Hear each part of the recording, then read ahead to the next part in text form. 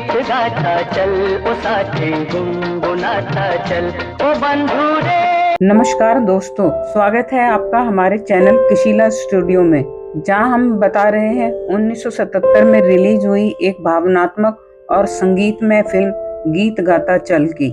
इस फिल्म का निर्देशन किया था हिरेन नाग ने, संगीत दिया था महान संगीतकार रविंद्र जैन ने। इस फिल्म के हर गीत में भावनाओं की गहराई है जो दिल को छू जाती है। मुख्य भूमिका में है सचिन जो श्याम के किरदार में है और सारिका जो राधा के किरदार निभा रही है। इन दोनों की जोड़ी ने इस फिल्म को एक नई ऊंचाई दी, जहां श्याम का संगीत, राधा की शरारतें और गाँव की सादगी मिलकर एक ऐसी दुनिया रचते हैं जिसे देखना और सुनना दोनों ही सुकून देता है। शुरू करते हैं गीत गाता चल की ये दिल छू लेने वाली कहानी। श्याम यानी सचिन एक अनाथ युवक है और एक संगीतकार भी है।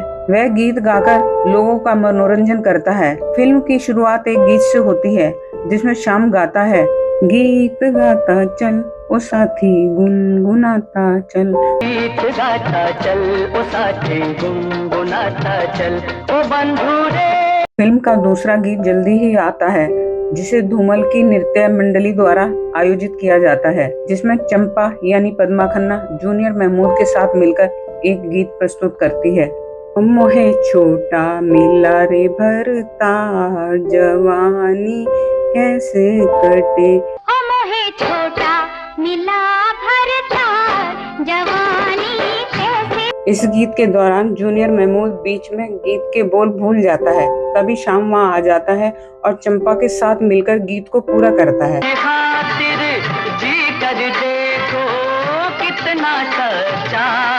श्याम की गायकी लोगों को इतनी पसंद आती है कि मंडली का मालिक उसे स्टेज पर ले जाता है, जहां दर्शक उसे खूब सराहते हैं। गीत खत्म होने के बाद मंडली की मुख्य कलाकार चंपा श्याम से प्रभावित होकर उसे शराब का पैग लेने के लिए कहती है, लेकिन श्याम इनकार कर देता है कि मैं नहीं पीता। श्याम चंपा को बहन कहकर संबोधित करता है, जिससे चंपा भावुक हो जाती है। वह अपने उस प्रेमी को याद करती है जिसने उसे धोखा दिया था और जिसके जाने के बाद उसने शराब को अपना सहारा बना लिया। मंडली का मालिक धूमल अपने कलाकार जूनियर महमूद को डांटता है और कहता है, अब हमारा नया हीरो श्याम मिल गया है, और वह उसे निकाल देता है। यह बात श्याम सुन लेता है। जैसे ही जूनियर महमूद वहाँ से निकलता है, श्याम उसका कंधा थपथपाकर वहाँ से चला जाता है। सब उसे ढूंढते हैं लेकिन वह नहीं मिलता। फिर सभी जूनियर महमूद को याद करते हैं और उसे दोबारा काम पर रख लेते हैं। श्याम बाहर जाकर एक गीत की पंक्ति गाता है, कहाँ से तू आया और कहाँ तुझे जाना है, खुश है वही जो इस बात से बेगाना है, चल चल चलती हवाएं करे शोर, उड़ते पखेरू खींचे मनवा की डोर। से तू आया और कहाँ तुझे जाना है, खुश है। इसके बाद श्याम एक शहर में पहुंचता है जहाँ मेला लगा होता है। मेले में उसकी मुलाकात राधा यानी सारिका से होती है। मेले में राधा सफेद घोड़े के झूले पर झूलने की जिद करती है, लेकिन उस झूले पर पहले से एक छोटा बच्चा बैठा होता है। जब बच्चे को उतारने की कोशिश होती है तो वह रोने लगता है। इसी बात को लेकर श्याम और राधा के बीच थोड़ी नोकझोंक हो जाती है। श्याम उस बच्चे को प्यार से समझाता है, पहले कुछ खा लो फिर झूला झूलना। बच्चा मान जाता है और झूले से उतर जाता है। कुछ देर बाद मेले में भगदड़ मच जाती है और अफरा तफरी में श्याम एक महिला यानी उर्मिला भट्ट को बचा लेता है, जो कि राधा की माँ होती है और तीर्थ यात्रा पर आई हुई थी। वह महिला श्याम को धन्यवाद देती है और अपने कमरे पर ले जाकर उसे खाने के लिए लड्डू देती है। जब राधा अपने कमरे पर लौटती है और श्याम को वहाँ देखती है तो गुस्से में आ जाती है। जब श्याम वहाँ से जाने की बात करता है तो राधा की माँ गंगा और पिता दुर्गा बाबू श्याम से अनुरोध करते हैं कि वह उनके साथ गाँव चले। श्याम राधा की माँ की बात मान लेता है और उनके साथ बैलगाड़ी में गांव की ओर रवाना हो जाता है। रास्ते में श्याम एक सुंदर गीत गाता है, धरती मेरी माता पिता आसमान, मुझको तो अपना सा लागे सारा जहान। धरती मेरी माता पिता आसमान।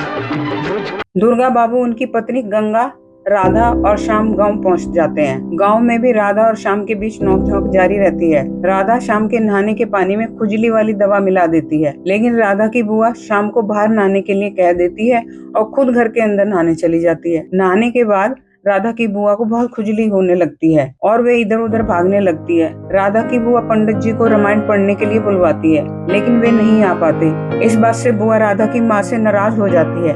ये सारी बातें श्याम सुन लेता है और वह एक भजन गाने लगता है। मंगल भवन अमंगल हारी, मंगल भवन अमंगल हारी, दरबहु सुदरत अजर बिहारी। राम सिया राम जय जय राम। जैसे ही श्याम की भजन की आवाज गूंजती है, घर के सभी सदस्य आकर्षित होकर उसकी ओर खींचे चले आते हैं और हैरानी से उसे सुनते हैं। थोड़ी ही देर में आस पड़ोस के लोग भी इकट्ठा होकर उसका भजन सुनने लगते हैं। श्याम जैसे ही बाहर आता है, राधा मीरा को साथ लेकर वहाँ पहुँचती है और मीरा श्याम से कहती है, कहाँ चले गए थे? मैंने आपके लिए आम का अचार बनाया है। श्याम ने ही बाग से आम तोड़कर मीरा को दिए थे। राधा उनकी बातें सुनकर चिढ़ती है और वहाँ से भाग जाती है। इसी बीच कर्नल साहब यानी मदनपुरी छुट्टियों में घर लौटते हैं। वे घर पर सांप सीढ़ी या शतरंज का खेल दुर्गा बाबू के साथ खेल रहे होते हैं। तभी उनका ध्यान बांसुरी की मधुर धुन पर जाता है। वे कहते हैं, ये कौन है, बुलाओ इसे। तभी राधा आ जाती है और कहती है, इसने आपका ध्यान बांट दिया। दुर्गा बाबू बताते हैं कि गंगा उसे तीर्थ यात्रा से पकड़कर लाई है। राधा श्याम को बुला लाती है ताकि उसे डांटा जा सके। कर्नल साहब पूछते हैं, यहाँ क्यों गा रहे हो? श्याम चुप हो जाता है। फिर कर्नल साहब मुस्कुरा कर कहते हैं, तुम्हारी सजा यह है कि तुम फिर इस गीत को गाओ। राधा को यह सुनकर चिढ़ होती है। कर्नल साहब श्याम से पूछते हैं, तुम कितने पढ़े लिखे हो? श्याम जवाब देता है, मैं अनपढ़ हूँ। तब कर्नल साहब किसी शिक्षक को बुलवाकर श्याम की पढ़ाई शुरू करवाते हैं। राधा उसे चिढ़ाती रहती है। एक दिन वह गुलेल से पत्थर मारकर पढ़ाई में बाधा डालती है। श्याम उसे देख लेता है। अगले दिन राधा तितली के पीछे भागते हुए श्याम और शिक्षक की मेज पर गिरा देती है। इससे नाराज होकर शिक्षक वहाँ से चले जाते हैं। श्याम शांत बैठा रहता है, कुछ नहीं कहता। राधा चुपचाप वहाँ से चली जाती है। जब घर में सभी लोग खाना खा रहे होते हैं, राधा खाना नहीं खा रही होती।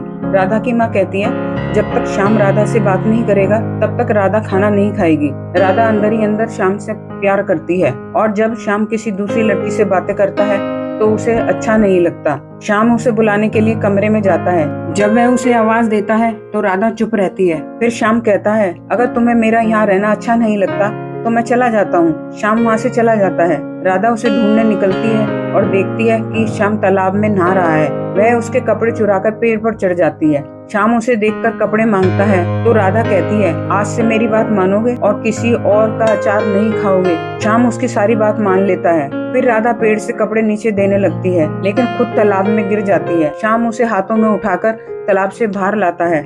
अगले दिन जब श्याम को पढ़ाने के लिए गुरुजी आते हैं तो राधा भी उनके पास बैठकर पढ़ने लगती है। पढ़ाई के दौरान एक मेंढक का बच्चा वहाँ आ जाता है।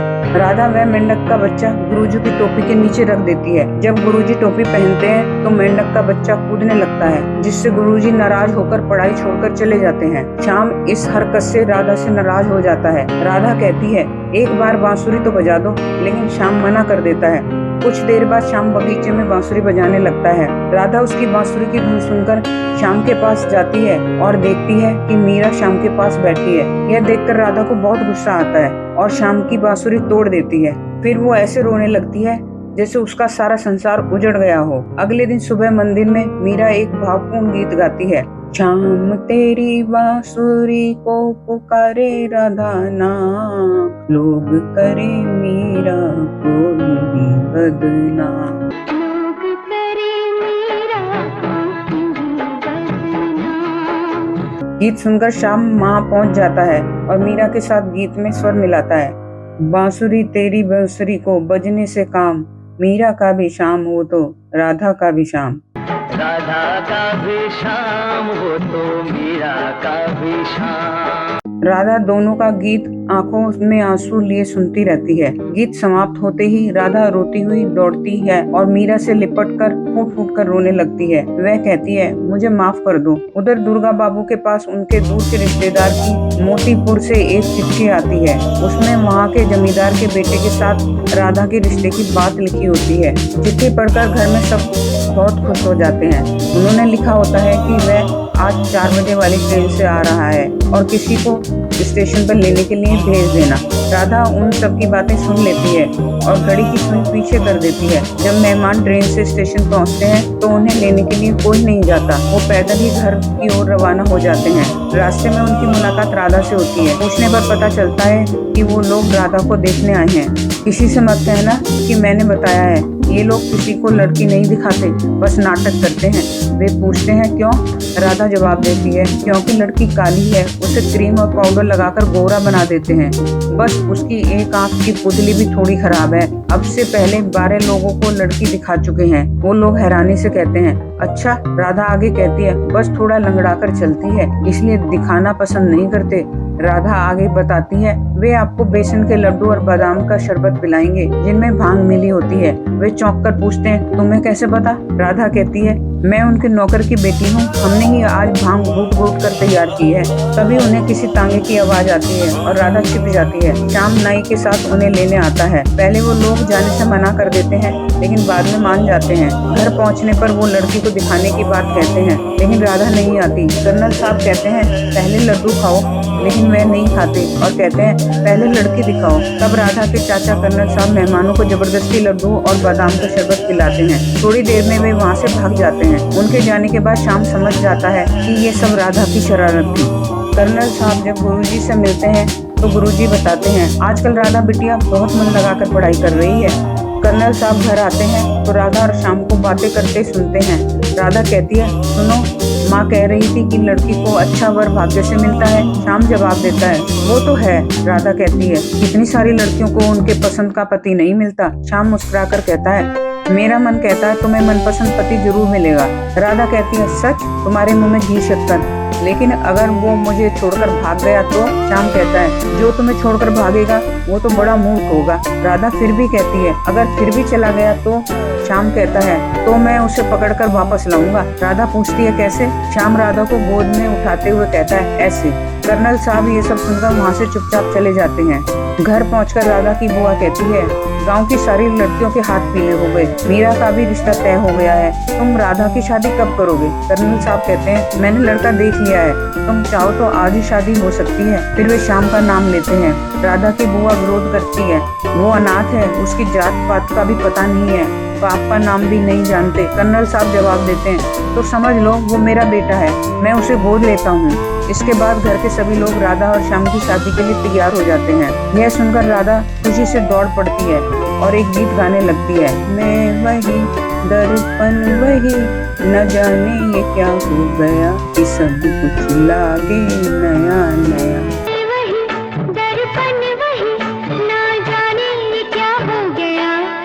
अपनी शादी की बात सुनकर श्याम घर से भाग जाता है। उसके भाग जाने पर राधा फूट फूट कर रोने लगती है। उसका मन किसी काम में नहीं लगता। कर्नल साहब राधा को समझाते हैं और कहते हैं एक दिन श्याम आपको जरूर मिलेगा। उधर श्याम जाते हुए एक गीत गाता है कहाँ से तू आया और कहाँ तुझे जाना है, खुश है वही जो इस बात से बेगाना है, चल चल चलती हवाएं करे शोर, उड़ते पखेरों पीछे मनवा की दो। पंछियों के पंख लेके हो जा तू ओझल। गाड़ी से जाते हुए चंपा, जिसे श्याम ने पहले कभी बहन कहा था, श्याम की आवाज को पहचान लेती है। वो भागकर श्याम के पास आती है और उसे अपने साथ ले जाती है। इधर राधा श्याम के गम में बहुत परेशान है और एक गीत गाती है तुम तो पिया परदेश सिधारे, निस दिन बरसे नैन हमारे।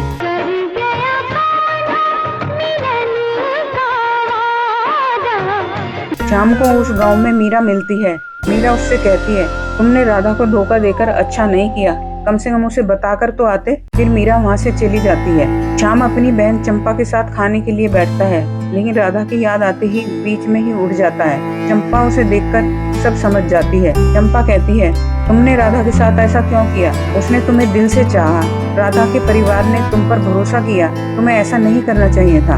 उधर राधा श्याम के नाम का सिंदूर लगाती है। उसकी माँ कहती है तेरे लिए एक अच्छा रिश्ता देखा है, लेकिन वो राधा की मांग से सिंदूर देखकर चौंक जाती है। राधा कहती है जिसे मैंने मन से अपना माना वही मेरा पति है, मैं 7 जन्मों तक उसका इंतजार करूंगी। उसकी माँ राधा पर गर्व करती है। चंपा श्याम के स्वाभिमान पर एक गीत गाती है श्याम अभिमानी ओ श्याम अभिमानी, श्याम अभिमानी। फिर चंपा के कहने पर श्याम राधा के गांव लौटता है। वह दूर से राधा को पुकारता है। राधा उसकी आवाज सुनकर दौड़ती हुई आती है। दोनों एक दूसरे को गले लगा लेते हैं। श्याम कहता है, मुझे माफ करना, अब मैं तुम्हें कभी छोड़कर नहीं जाऊंगा। हंसते हंसाते बीते हर घड़ी हर पल।